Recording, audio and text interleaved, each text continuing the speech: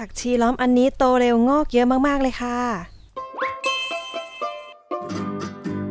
สวัสดีค่ะก้อยการ์เด้นปลูกผักง่ายๆมือใหม่ก็ปลูกได้วันนี้จะชวนทุกคนมาปลูกผักชีล้อมกันค่ะโดยปลูกในขวดพลาสติกเหลือใช้ก่อนจะไปชมคลิปฝากกดไลค์กดแชร์แล้วกดติดตามเพื่อเป็นกำลังใจให้ด้วยนะคะวัสดุที่ต้องเตรียมก็จะมีขวดพลาสติกเหลือใช้ค่ะเป็นขวดขนาดใหญ่ประมาณ 1.5 ลิตรขึ้นไปเศษผักคือผักชีล้อมนะคะจากนั้นก็เป็นพวกดินปลูกค่ะดินผสมพร้อมปลูกขุยมะพร้าวหรือจะใช้เป็นพวกฟองน้ำสำหรับปลูกผักไฮโดรโปนิกก็ได้ปุ๋ยน้ำค่ะเราจะใช้เป็นปุ๋ยน้ำหมักหรือว่าปุ๋ยชีวภาพหรือจะเป็นปุ๋ยไฮโดรโปนิกก็ได้ค่ะ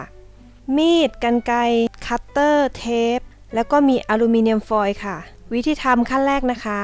เตรียมพวกเศษของผักชีล้อมให้พร้อมนะคะพวกรากแล้วก็ลำต้นก็ตัดแต่งให้สวยงามค่ะขนาดให้เหมาะสมเหมือนในวิดีโอคลิปเลยค่ะจากนั้นนำไปแช่น้ำเตรียมไว้ก่อนนะคะจากนั้นก็นำมาเตรียมในส่วนของพลาสติกค่ะขวดพลาสติกเนี่ยค่ะเราก็จะทำการตัดเป็น2ส่วนก็คือด้านบนกับด้านล่างนะคะให้แยกออกจากกันเหมือนในคลิปเลยค่ะบริเวณฝาด้านบนเราจะใช้เป็นที่ปลูกนะคะก็จะทำเป็นที่ระบายรากนะคะให้รากเขาทะลุออกมาได้เยอะที่สุดโดยการทำเป็นช่องแบบนี้ค่ะ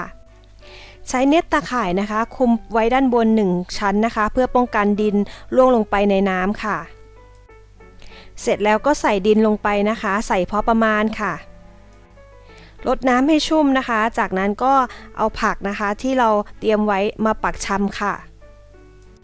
จากนั้นจะสเปรย์อีกครั้งเพื่อความชุ่มชื้นก็ได้นะคะเสร็จแล้วก็นำไปวางไว้ให้ต้นไม้พักตัวค่ะควรวางไว้บนระเบียงนะคะหรือริมหน้าต่างที่มีแดดลำไรจากนั้นรอประมาณ 7-14 วันก็จะได้ต้นผักชีล้อมแตกใบใหม่ออกมาแล้วนะคะรดน้ำวันละ1 ครั้งค่ะจนกระทั่งเขามีรากออกมาขาวๆแบบนี้นะคะหลังจากมีรากแล้วเราก็จะเอาตัวของขวดพลาสติกค่ะไปห่ออลูมิเนียมฟอยล์อลูมิเนียมฟอยล์นะคะจะป้องกันไม่ให้แสงแดดทะลุเข้าไปนะคะน้ำข้างในก็จะไม่เป็นตะไคร่ค่ะแล้วก็อลูมิเนียมฟอยล์เนี่ยจะช่วยป้องกันพวกแมลงนะคะเพราะว่าแมลงจะไม่ชอบอลูมิเนียมค่ะ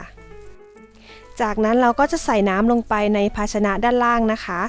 ให้สูงถึงระดับรากของผักที่งอกออกมาค่ะแล้วก็ใส่ปุ๋ยชีวภาพลงไป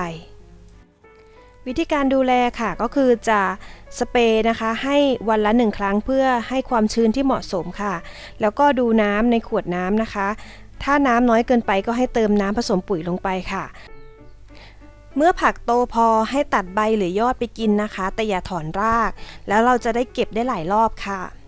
การปลูกผักเหลือจากห้องครัวในขวดพลาสติกเป็นเรื่องที่ง่ายมากเลยค่ะไม่ต้องใช้พื้นที่เยอะ